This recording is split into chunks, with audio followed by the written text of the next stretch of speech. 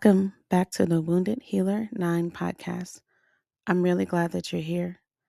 In the last episode, we talked about how the past can follow us into adulthood through patterns, reactions we didn't consciously choose. Today, I want to slow things down and talk about something that often gets misunderstood in the healing space: the difference between coping and healing. Both matter, both serves a purpose, but they are not the same. As always, I invite you to listen gently. You don't need to take notes. You don't need to fix anything. Just listen and notice what resonates. Coping is what helps us survive. It's what allowed us to keep going when things are hard, overwhelming, or unsafe. Coping helped us function. It helped us manage symptoms. It helped us to get through the day. And for many of us, coping wasn't optional. It was necessary, especially if you grew up in environments where emotions weren't safe, needs weren't met, or stability wasn't guaranteed. Coping strategies are not failures, they're a sign of intelligence and adaptation. Healing is different. Healing is not just about getting through, healing is about understanding why certain patterns exist and slowly creating new options. Coping asks, how do I manage this right now?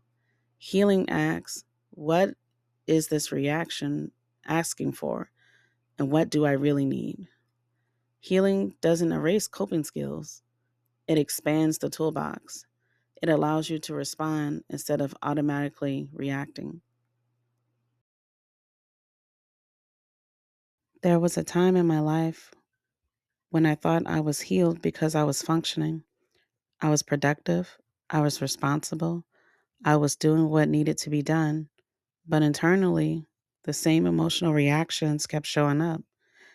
What I eventually realized was that I had become very skilled at coping, but had not yet learned how to heal. That realization wasn't discouraging, it was clarifying. It gave me permission to stop judging myself and start asking deeper questions. Many of us confuse coping with healing because coping is visible. People can see productivity, they can see responsibility, they can see strength. Healing is quieter. Healing often looks like slowing down, feeling more before feeling better, becoming aware of patterns that were once automatic, and that can feel uncomfortable. Sometimes healing even feels like going backwards, when in reality, it's going deeper. This is where compassion becomes essential. If you criticize yourself for coping, you stay stuck. If you honor coping for what it did and gently explore what you need now, change becomes possible.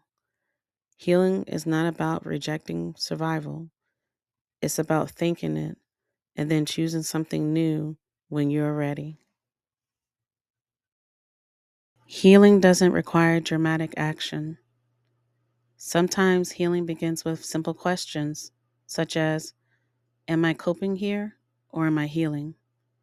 Or, what do I need more right now, management or understanding? Or, what feels safe enough to explore? Even asking these questions is movement. This week, you might gently reflect on this. Where in my life am I coping really well? And where do I feel ready for healing? There's no pressure to change anything.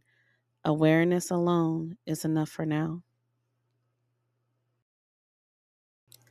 If coping has been your primary tool, that does not mean you failed.